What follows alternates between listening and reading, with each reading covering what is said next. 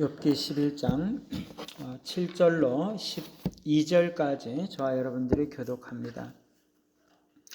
내가 하나님의 오묘함을 어찌 능히 측량하며 전능자를 어찌 능히 완전히 알겠느냐.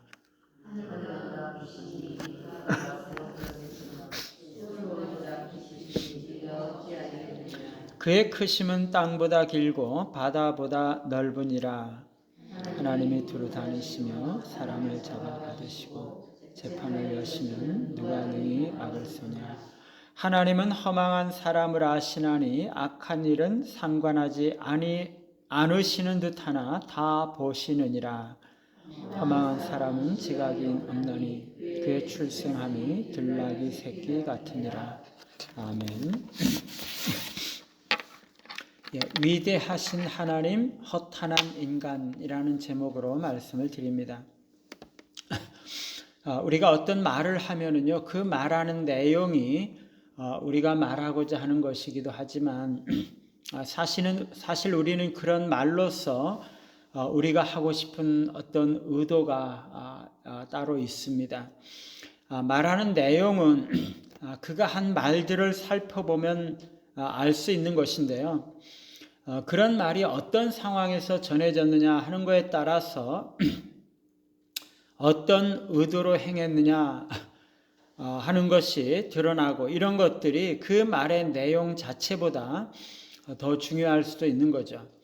예를 든다면 바깥바람이 차네, 이렇게 이런 말을 데이트하는 남자가 여자한테 이야기를 했다면 너 지금 추울 것 같은데 내가 외투를 좀 벗어줄까? 이런 의미가 될 수가 있는 거죠. 이 방 안에 있는 엄마가 열려진 창문 곁에 있는 아들에게 바깥바람이 차네, 그러면 너 문 좀 닫아줄래? 그런 의미가 될 수가 있는 것이죠. 두 사람이 한 말의 내용은 똑같은 것인데 그가 전달하고자 하는 이 말하는 사람의 그 의도는 상황에 따라서 다를 수가 있다는 것입니다. 우리는 사람들과 대화하고 소통할 때 우리가 말하는 그 내용 자체만을 가지고 하는 것이 아니라 그 말을 통해서 뭔가 하기를 원한다는 거죠. 오늘 소발의 말에서 그것이 드러나고 있습니다.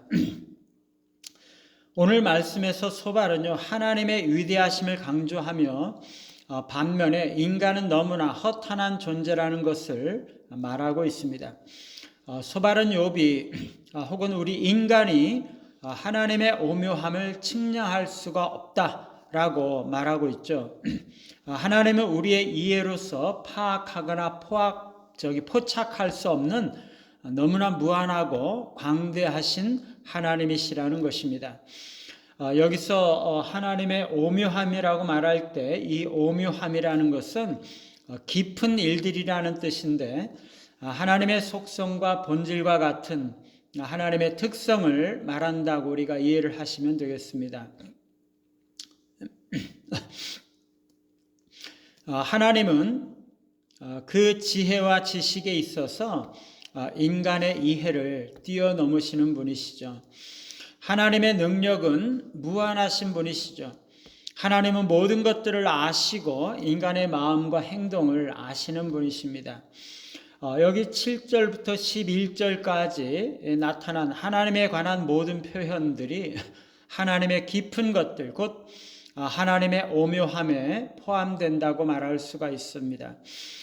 우리는 하나님의 전능하신 능력이 얼마나 크신지 파악할 수가 없고, 하나님의 지혜와 지식이 얼마나 큰지를 바르게 이해할 수 없습니다. 그거는 하늘보다 높고 스올보다 깊죠. 하나님은 광대하신 분이시고 땅보다 길고 바다보다 넓으신 분이십니다. 이렇게 하나님은 오묘하신 분이시죠. 뿐만 아니라 여기 10절, 11절에 보시면 하나님의 주재하심과 전지하심과 공의를 말하고 있습니다. 하나님께서 개입하시거나 붙잡으시거나 심판하시기로 결정을 하시면 아무도 그 하나님을 반대할 수가 없는 거죠. 하나님은 사람의 본성을 아시고 인간의 마음의 깊은 곳들을 다 감찰하시고 계시기 때문에 사람이 마음으로 품고 행동으로 하는 모든 것들을 다 아시면서 그런 것들에 대해서 공의롭게 행하시는 분이신 것이죠. 하나님은 지식이 완전함으로 그의 심판은 공의롭다고 말할 수 있는 것입니다. 여기서 소발은 하나님이 얼마나 크시고 지혜로우시고 전능하시고 광대하시고 전지하시고 공의로우신 분이신가 하는 것을 말씀하고 있죠. 그러나 너무나 대조적으로 인간은 너무나 허망한 존재라고 말하고 있습니다. 허망하다는 것은 공허하다는 거죠. 아무것도 없는 텅 빈 존재라는 것입니다. 아무리 똑똑하고 훌륭한 인간이라도 결국에 어떤 누구도 결국에는 허망한 존재라는 것입니다. 하나님은 사람을 충만한 존재로 지으셨거든요. 인간은 원래 충만한 존재였죠. 하나님과 연결이 되어 있는 상태에서는 하나님의 모든 자원과 그 지혜와 지식을 인간이 활용할 수가 있는 거였죠. 그런데 인간은요, 하나님을 떠나고 죄에 빠짐으로 인해서 자기 자신을 비우고 황폐하게 된 것입니다. 그래서 인간은 이제 그 안에 든 것이 아무것도 없는 그런 피조물이 된 것이죠. 12절에 보면 허망한 인간은 지각이 없다고 말하고 있습니다. 너무나 어리석은 피조물이고 멸망하는 짐승과 같은 존재죠. 가장 우둔하고 아무짝에도 쓸모없는 들나귀 새끼같이 어리석은 존재인 거죠. 여기 12절을 영어 번역으로 본다면요, 어리석은 인간은 들나귀 새끼가 인간으로 태어날 때야 비로소 깨달음을 얻을 수 있다, 이렇게 되어 있어요. 불가능한 거죠. 이 욥기 저자가 윤회 사상을 믿는 것도 아니고 어떻게 들나귀 새끼가 인간으로 태어날 수가 있습니까? 그런 일은 결코 없을 거라는 거죠. 여기서 인간을 들나귀에 비유하고 있는 것은 어리석다는 의미도 있지만 인간은 괴팍하고 다루기 힘든 피조물이라는 것을 함축하고 있습니다.